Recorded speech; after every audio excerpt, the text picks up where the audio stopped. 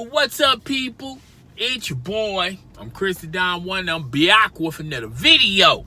Alright, I'm gonna do this live stream real fast, real quick. You know what you got to do. Rate, comment, subscribe. Don't forget to hit that notification bell so you'll know when my next video goes down. Alright? So we got all the goddamn info on out of the way. Let's get into today's topic.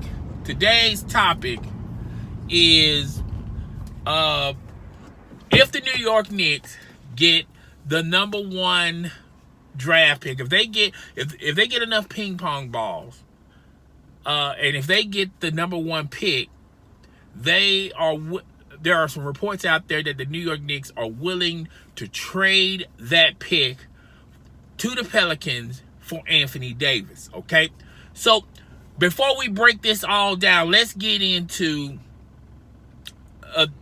this proposed deal or this proposed method. First of all, I don't think the New York Knicks are going to get the number one overall pick, okay? And the reason why I say that is due to social media, and a lot of people think that the NBA draft, the NBA lottery is fixed, and a lot of people are speculating that the New York Knicks are going to get the number one pick, and they're because they want to see Zion Williams in Madison Square Garden. So people are going to assume that the fix is in. I feel like the NBA is going to do everything within their ability to make sure that this does not line up that way. Plus, if we were talking 10 years ago, and how they did the draft 10 years ago, then tanking teams that were tanking had better chances in landing the number one pick. Not anymore. Now, even if you tank, you still get the same percentage as someone who wasn't tanking and they had a losing season. Or just because you tanked, that doesn't necessarily mean that your team is guaranteed to get one of those three spots. Okay? So, the tanking method is pretty much going to be eliminated for the foreseeable future. Now teams are going to have to simply just play it out, and that's what the lottery is there for. It's for the teams to just play it out, and at the end of the season, they're going to reward the number one pick to a team, not to the team that has the worst record, not to the team that has who's been tanking all years and been trading all their important assets and things of that nature. So tanking is pretty much going to be eliminated for this year and the foreseeable future. Now, let's talk about Zion Williams for a second. He's 6'7". I believe he's 270 or 280. And his athleticism is through the roof. I mean, I have never seen anyone that size, that so dynamic on the athletic range since Sean Kemp. But Zion Williams has a lot of growth in front of him if he wants to become a superstar, particularly in the NBA.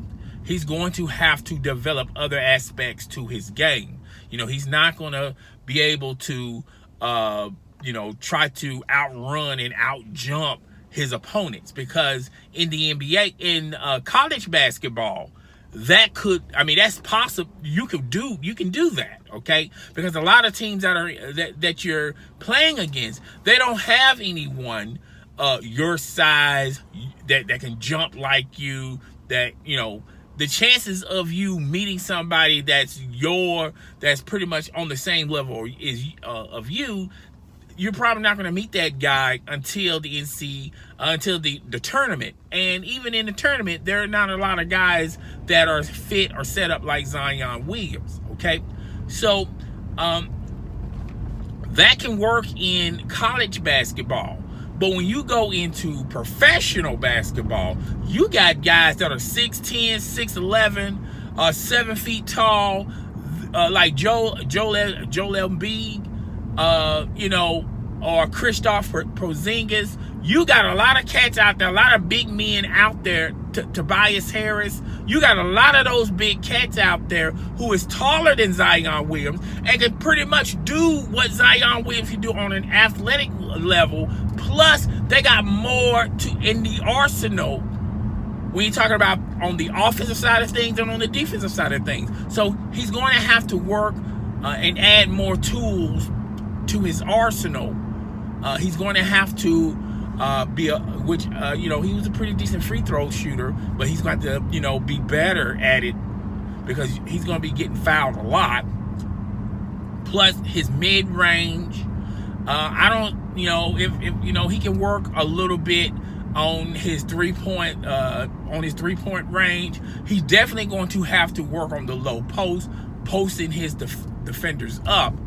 But if he works on those things I just listed, he's going to be a damn good player, particularly if he's good at the things that I just mentioned. Now, as far as trading Zion Williams for a sure thing like Anthony Davis, you're pretty much, if the New York Knicks get the number 1 pick, and if the New York Knicks trade that number 1 pick to the Pelicans, and the Pelicans will be willing to unload Anthony Davis for Zion Williams, you're basically saying that you already have an agreement in place for Kyrie Irving. I have told a lot of people when the rumors were floating around that Anthony Davis was going to go to the Lakers, I told people not so fast. Anthony Davis, when you look at Anthony Davis, the way how he plays, he'll pair up better with a point guard. And Kyrie Irving fits that mold. Okay? So, you got, if the New York Knicks get the number 1 pick and they trade that right to the New Orleans Pelicans for Anthony Davis, then that's an automatic right there that they're going to get. Kyrie Irving is pretty much agreed that he's going to the Big Apple. Now, what does that mean for Kevin Durant? There's a possibility that you can see a big 3. But I always stated, at the end of the day, Kevin Durant, his decision making and how emotional he is, one moment he may be thinking in the way of, going to the Big Apple, having his own team. And then the next day, his whole opinion could change. I'm on the mindset and I'm in the belief that Kyrie Irving eventually, common sense is going to play a big part in Kevin Durant's decision, and he's going to stay with the Golden State Warriors because basketball, it makes the best basketball sense and the best basketball decision, okay? Plus, he wants to dabble into other things where, you're in California, you're in Oakland, California. You're with all those tech giants. You're also not too far from, if you want to, do like LeBron James and create shows and things of that nature. You're not that far from that. So I feel like as a business move, that makes perfect sense. As a basketball move decision, that makes perfect sense. For him to go to the New York Knicks, he's risking a lot because the New York Knicks has never demonstrated that they had the pedigree of winning titles, because Kevin Durant has always stated that he wants to win more titles than LeBron James. If he wins this year, he's definitely going to have more. He'll have more championships, more rings than LeBron James. But in order for him to secure his legacy, so to say, he's going to have to win at least 2 more titles, if not 3. And he has the possibility of doing that if he stays in Golden State. Then if he does that, now people are going to have to say, instead of trying to compare, well, who's better, LeBron James or Michael Jordan, now people are going to have to come in the argument and come in the room of, well, who's better, Kevin Durant or Michael Jordan? And I feel like Kevin Durant is going to ultimately make the right decision. Now, all of this, you put all this together. One, I don't see the New York Knicks getting the number 1 pick. I feel like if I was a betting man, I would bet on the Chicago Bulls. I will bet on the Detroit Pistons, the Orlando Magic. You know, I will put my bet on those teams than the New York Knicks, because it's already speculation out there in social media that this is rigged, this is fixed. They want the New York Knicks to get the number 1 draft pick, just like Patrick Ewing, the infamous frozen envelope, or the bent to the side envelope, whatever the case may be. And, you know, people are speculating that this is rigged, this is fixed. And to me, this draft, this lottery, anybody could get the number 1 pick now more than ever, because they have changed the rules on how much of a percentage you have an opportunity of landing the number 1 pick. Just because you tank, that don't necessarily mean you're going to get the number 1 pick. So I don't see the Knicks getting the number 1 pick. And even if and if they do get the pick, I do believe that they will trade Zion Williams for Anthony Davis, because they rather depend on a sure thing than Zion Williams that is question marks. Okay, like I said earlier, he kind of reminds me of Shawn Kemp, but his body type reminds me more of Charles Barkley.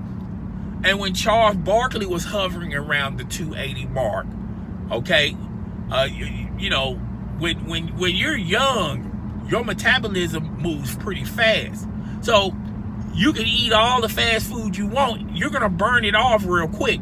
But when you start reaching 25, 26, and you're still around the range of 270 and 280, and now you're not eating fast food no more, you're going to 5-star dinners and things like that, banquets and things like that, that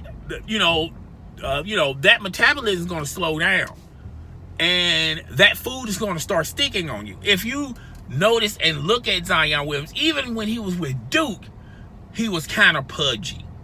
Okay, and that's in college. Okay, just imagine if he doesn't have a diet plan, and he doesn't have a nutritionist around him, what he's going to ultimately be like 3 or 4 years in the NBA. But I'm speculating. Okay, this is just speculation. All right, so that's pretty much what I got to say for today, guys. Tell me what you think. Comment down below, rate, comment, subscribe. Don't forget to hit the subscribe button, the notification bell, so you'll know when my next video goes down. It's your boy. I'm out.